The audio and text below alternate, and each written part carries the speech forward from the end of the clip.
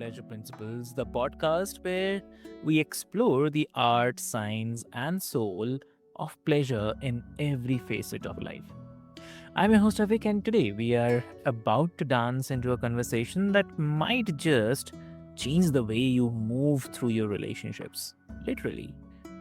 So, joining me is the sensational Linda Sutton. So, welcome to the show, Linda. Thank you. It's a pleasure to be here. Thank you, Avik, for having me. Amazing. So Linda, like before we start, I'll quickly love to introduce you to all the listeners. Uh, Dear listeners, Linda is an international performing artist, award-winning host of the 22 Tango Show, author of "It Takes Two to Tango," using the secrets of the dance to create a passionate partnership. Yes, and a true visionary when it comes to decoding the relationship dynamics through the sensual and sacred language of tango. Wow. So, from the dance floor to your living room, she helps couples create harmony, synergy, and the deep connection using the 22 Tango Transformation Framework. Mhm. So, are you ready to let your body do the talking? Let's dive in. Welcome to the show again. Thank you, thank you, thank you. All of the taglines say so. We definitely say it to tango. Let your bodies do the talking. And I must say that I smile every time I hear the name Pleasure Principle because I think of that famous song by Janet Jackson. So you'll just have to deal with my Janet Jackson references as well. Exactly, exactly. She was just awesome, awesome. Yeah. Mhm. So, uh, so Linda, tango is often described as a 3 minute love affair. So, what is it about tango that so powerfully mirrors the dynamics of intimate relationships? Oh, well, the beautiful thing about tango, like a number of partner dances, is it requires two people to work in a nonverbal fashion in order to get in step with one another. I've taught several dance forms. Actually, what got me into tango is I was studying the African roots. I was a professor of African dances throughout the diaspora, and I was studying the African roots of tango. And what I discovered about tango, unlike many other partner dances, is that there's not a set pattern that you return to. It's a walking dance, it's a progressive dance that goes around the floor.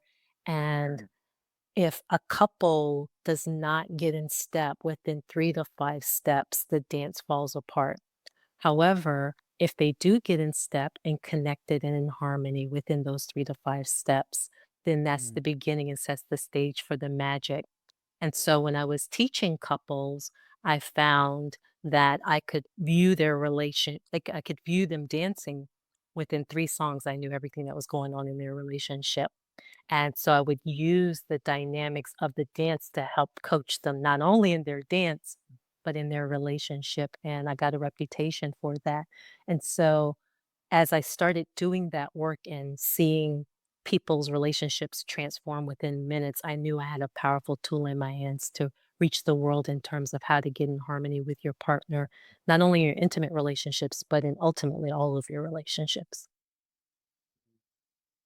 lovely.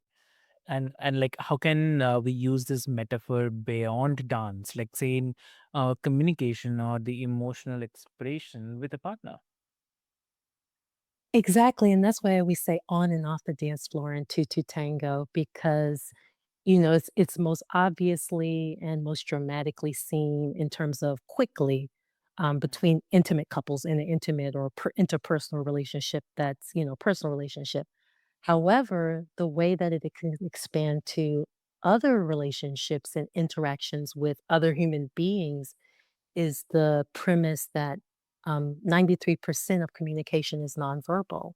So only 7% is actually the words that you use. The other 90% has to do with body language. It has to do with tone. It has to do with, body positioning and things like that. So when you're using that other 93% in order to communicate with others, when you become aware of it and you start to get different levels of proficiency and mastery in it, then you can use that skill to get in step with others in any interaction. And so it's a really, really powerful way to use movement and dance to connect with others, to get in step with others, and to adjust your communication with them such that you move away from conflict and towards harmony. True. Wow. And like, uh, yeah, I mean, here definitely I have to say that I really love this idea because 3 minutes of pure presence, it reminds me that sometimes we expect longevity without ever achieving the quality in the moment, right? Mhm. Yeah. So, And I will point out that's uh-huh. probably one of the unique things about tango in terms of the time, because you're correct. Each tango is on average, tango has a reputation for being on average 10 minutes, I mean 3 minutes, and that's because of the old recording mechanisms that kind of limited it to be about 3 minutes. However, unlike other partner dances, there is a set pattern in tango where you dance with your partner for 3 to 4 songs before changing partners if you're single. And then if you're in a couple and you go dance tango, you dance with your partner, at least from an etiquette place, the entire night. You don't dance with other people. And so that's one of the things I love about tango. And I do other partner dances, salsa, bachata, zouk, merengue, the whole suite. But what tango does is it allows you, because you have to, in etiquette, you dance with the same partner for a minimum of 3 to 4 songs. You literally are going through a mini relationship with them on the floor. You get to spend adequate time with them to get to know them, to make adjustments. And each dance gets richer and richer, and you build deeper and deeper connection from dance to dance. By the time you get to the third or fourth dance, even from the beginning to the end, the interaction with the person is different. True. I agree. And also, like, what happens, like, you talk about the nonverbal communication in tango. Mhm. And so in relationship, we often default to words or words, silence. So what can our bodies teach us about trust, leading, and following? Oh my gosh. So when we're jumping off the diving board into the deep waters. And I'll stick for primarily with trust because that is the core value of Hmm. tango. The dance doesn't work without trust, because what the leader and follower, and those are the two roles in the dance, what the leader is asking of the follower, at least initially, is to trust them to lead, because the follower is walking backwards in heels usually, or backwards in shoes. It's usually heels. And the amount of trust that it takes to allow someone to guide you through a crowded dance floor backwards in heels, needless to say, requires overcoming quite a few hurdles of trust. But what we can find in that is, even though it requires that, and people may approach that with some trepidation, that once they use that kind of exercise of overcoming fear, connecting with your partner, and building deeper levels of trust, it really does not only, like I said, build that physical synergy, that nonverbal synergy with another person, but then when you experience it viscerally in your body, kinesthetically, you realize that you can use that skill in terms of what it takes to build trust with others off the floor. It's probably the most profound, um, this probably most profound insight that my early leaders get, is that trust is not just a concept. Trust is actually a physical thing that they can experience in the body of another person. Got it. Got it. Okay. Oh, and so, like, what happens when both the partners want to lead or neither one wants to move? Hmm. Well, I mean, and this is more an off the floor dynamic, because when people are on the floor, they're usually on the floor to dance. But I will say, in terms of when both parties want to lead, and that's usually You're more likely to see that definitely show up in Western culture, where the cultural dynamics of leading and following, or masculine and feminine energy, is kind of in a bit of a tug of war. So, without getting too deep into it, leadership, at least in Western culture, is often viewed in a hierarchical vantage point of the leader being over the subordinates or the followers, and therefore sometimes people can look when they first come into the dance that leadership is kind of some way hierarchical to the follower, but that's actually not the case. In tango, leader and follower interdependent, so they have equal value in the dance. Even though they're not doing the same thing, they have equal value.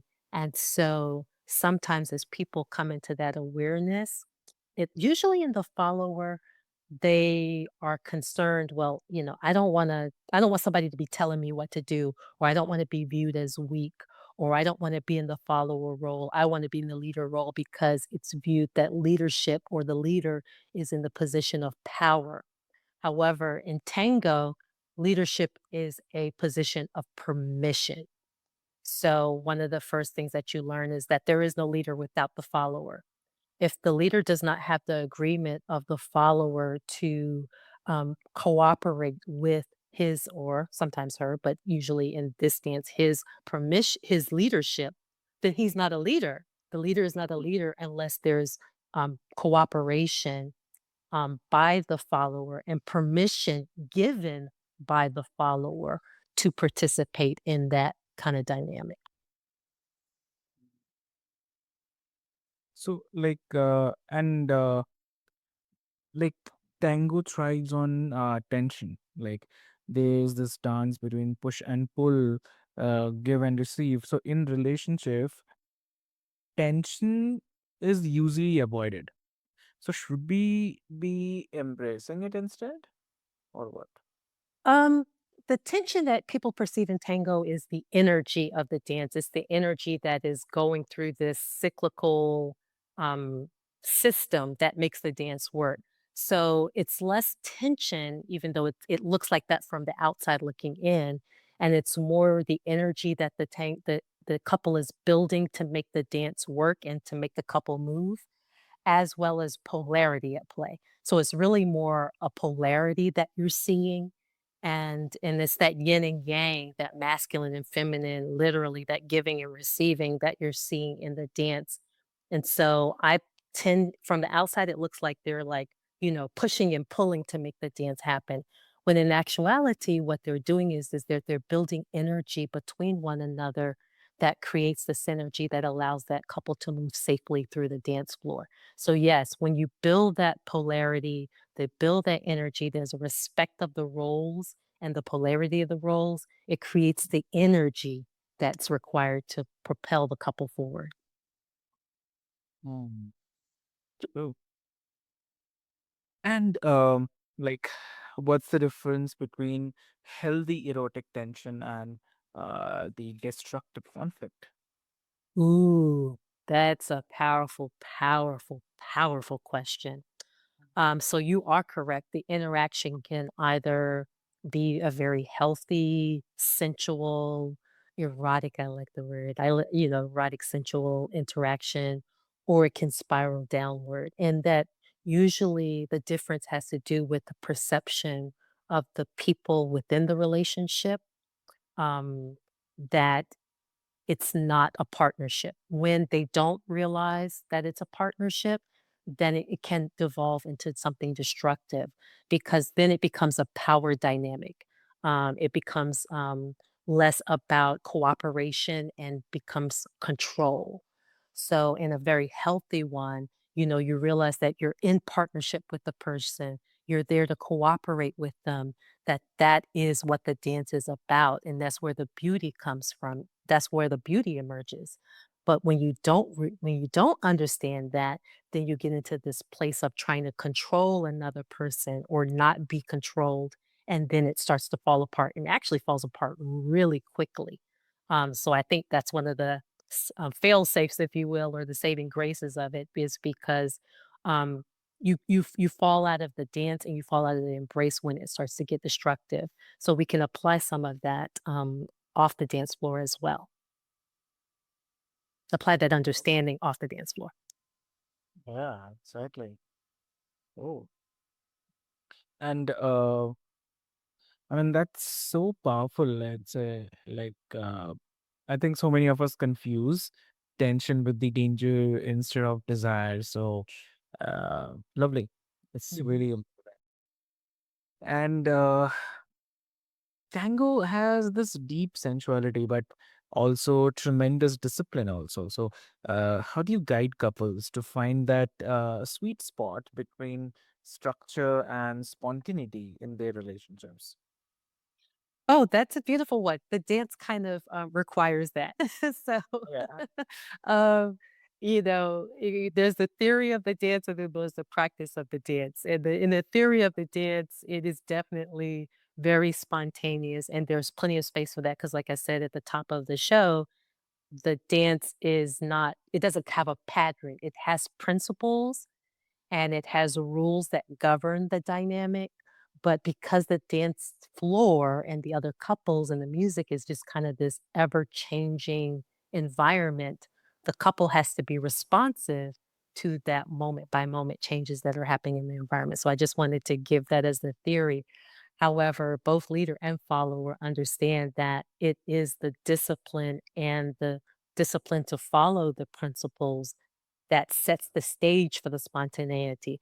If you don't have and respect the rules that govern the embrace, the access, respect and boundaries, pace and cadence, that make the dance work, that literally make two people, four legs work on a dance floor, then you don't get to the space of spontaneity. So you can't get to the spontaneity and the creativity without setting the foundation of the discipline, the rules, and the principles and the construct that amount makes the creativity happen. It's kind of like every art form. You have to learn kind of the basic rules that set the foundation for your creativity to emerge. True. Exactly. And also, can too much structure kill the spark, or does it actually create container for the freedom? It does. It literally, beautifully said. I mean, it creates the construct or the framework for the freedom. Literally, it is that, and we say that in the class. It is the framework for the freedom. So it's not a constraint. What it does is it creates the trust and the foundation that allows for the freedom and the creativity and the spontaneity and the passion, and it also creates a space that whenever you do get out of step with your partner, you and your partner are not on the same page because that happens in relationships. It's the place where you can return to get back in step with one another. So just say like you were doing this really amazing dance move on a dance floor and then something got crazy on the floor and it wasn't going well or it went awry. It went left. It went left into left field, then you would use the rules and the principles to get you and your partner back in step and in a safe place to regroup, to reconnect in order to start again. And it's the principles that create that foundational element to do that. So you go from safety and structure to freedom to back to safety and structure. It's a very elastic way of moving within the dance and also within your relationship. True. I mean, that's the paradox. I mean, isn't it like pleasure thrives when there's safety, but too much predictability can also lead to a boredom. I mean, I'm curious how Tango resolves that. So, It's realizing that the idea that predictability is an illusion. And it's very easy for people to see that very quickly in the dance. And it's a breakthrough point. Um, every step in the dance, even if you've done it 1,000 times, and at this point in my career, I've done it hundreds of thousands of times, perhaps millions at this point, as long as I've been dancing. Um, every step is different. So it's only your illusion that you are doing the same thing over and over again that makes you kind of disconnect and check out. However, when you realize that every step is different, every time you come into the embrace with your partner, it is not the same. It is not the same partner. It is not the same dance. It is not the same step. Whether it's a different song that's playing, whether they're wearing a different outfit and different shoes, whether their balance is different that day, whether there's a different set of couples that you're dancing with on the floor, it is never the exact same. So it's only boredom when you think or you convince yourself that, oh, I've done this before. It's like, no, you have not done this before. You have not had this dance with this person in this moment at this time ever before, and never will you ever again. And when you can see that on the dance floor, because even when you work with a partner over and over again, if you really tap into and pay attention to the details of them, it doesn't. Even if your dance partner wears a different outfit, the way that your hand moves on their back is not gonna be the same. So therefore, your stability is not gonna be the same. It's all those those nuances that tango lets you know that no, every dance and every moment with your partner is a new adventure. So that's why tango resolves that. And understood. And so, like in a world which is obsessed with the quick fixes, your approach asks for embodiment, patience, and practice. So, what resistance do people face when they start dancing differently in love? I'm sorry, you said what can you repeat that? What Yeah, like resistance? yeah. So, like, what resistance people do face when they start dancing differently in love? When they start dancing differently in love? Oh, the resistance that people have in the dance and it shows on and off and on and off the floor is one of the things that I said. It's probably one of the few places where the resistance, and that's in the power dynamic, and understanding what it means to lead and what it means to follow. Because once they get that resolve, they have a new respect for their partner. They understand that in their partnership, there is equality, and equality does not mean sameness.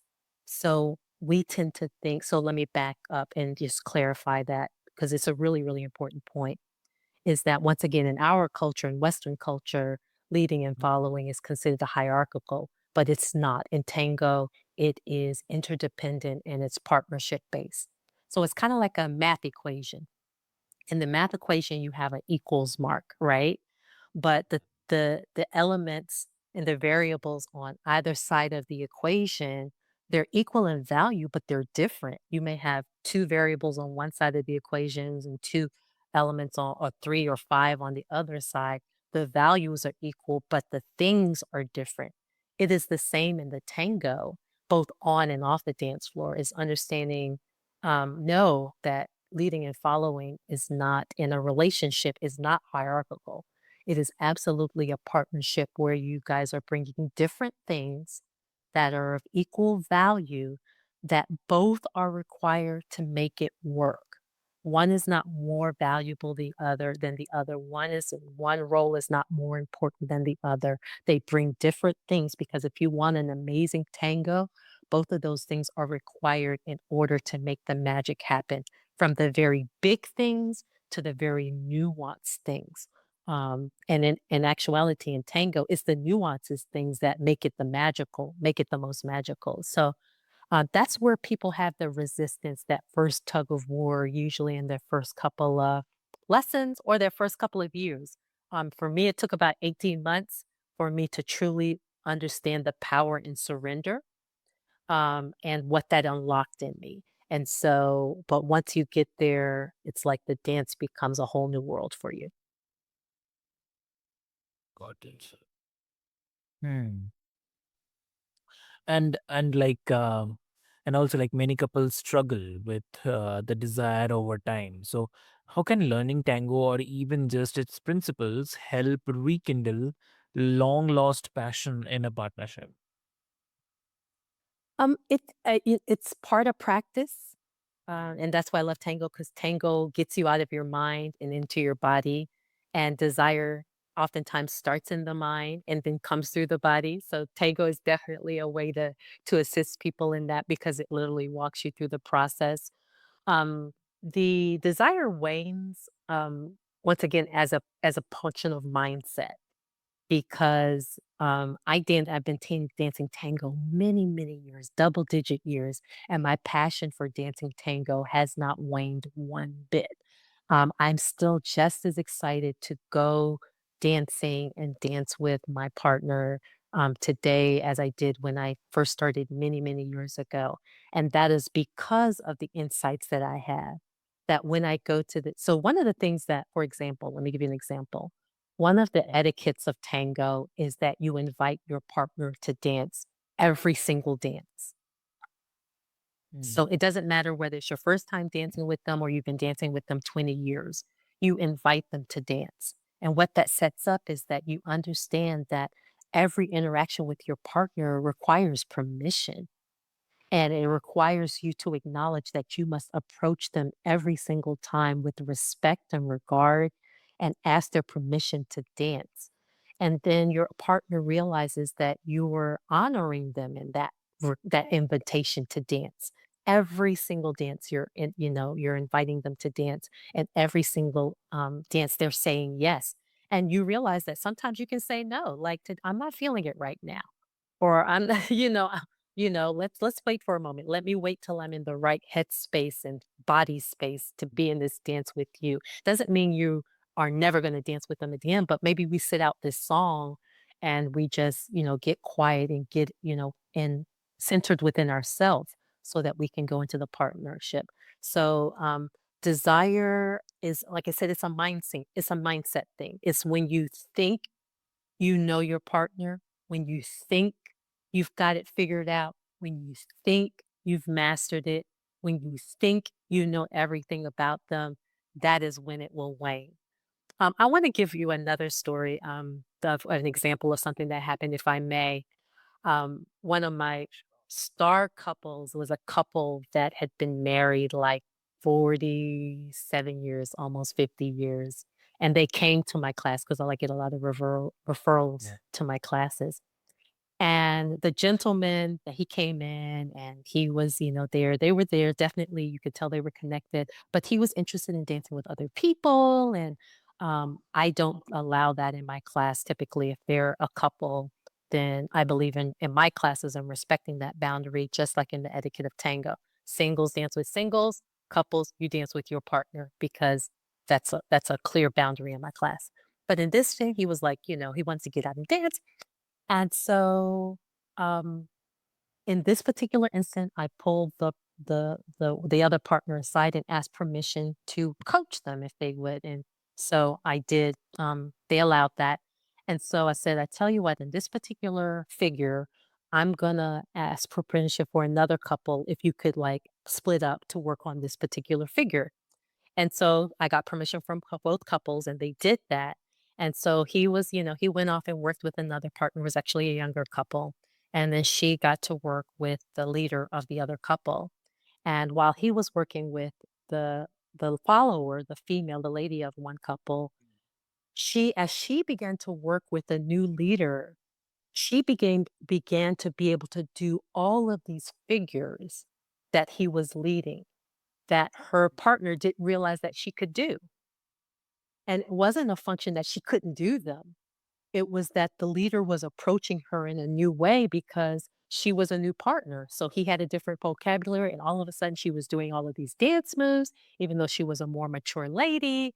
And she was laughing and she was giggling and they were exploring. And then all of a sudden her partner was just like, wait a minute. Okay. Like he had a completely different perspective of his partner. He was like, wait a second, I want my partner back. Like, I don't, wait a second. I don't, like, I don't want to dance with her anymore. I want to dance with my partner. So he literally was like I was like, "No, no." I asked him to continue and finish the song, and then when he came back to his partner, he had a whole new perspective because he realized that he didn't know his partner as well as he thought he did. Even though he'd been married to her 47 years, that in his dance, he was thinking, oh, I know everything about her, or I've got this figure out, so I want to explore something new. And then he realized that it was not the fact that he needed a new partner. He needed a new perspective in approaching his partner. And he got to see that when he watched another person work with his partner. So, once again, I want to underscore it's not your actual partner, it's your mindset as it relates to your partner. Amazing. That's awesome. I'd say, yeah.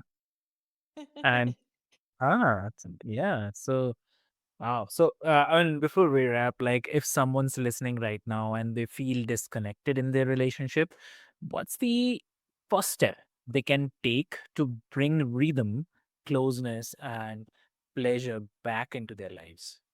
Mm, thank you. Thank you. That's a wonderful, powerful questions. And I love giving exercises. So the bigger exercises, I would say find a tango class, or of course connect with us and we can get you in that direction. But the first thing is to just get back in the embrace with your partner. That's just a very simple thing. It's just to go to your partner without speaking, and just get into the embrace. And it can be something as a simple hug or hold one another and just stand where you are. It can be in silence or with music and just listen to their body. Just take in everything about their body, the way that they breathe, the way that they smell, the way that they're holding their balance. Do they favor one side or the other? And just start to take in the details of your partner and start to appreciate any new things that you notice or observe about them and use that as your first step of realizing that you may not know everything about your partner, that there's things that you can explore and just spend 3 to 10 minutes doing just that, trying to notice everything about your partner that you've noticed before and explore that just in standing in their embrace and in their arms. And that will start to not only reconnect you, but unlock the door to a deeper connection and intimacy. That's the first step in this dance. Amazing. Great. So, what a great conversation. Yeah. Linda, thank you so much for reminding us that the intimacy is an art form, and like tango, it requires rhythm, presence, and willingness to feel. And Mhm.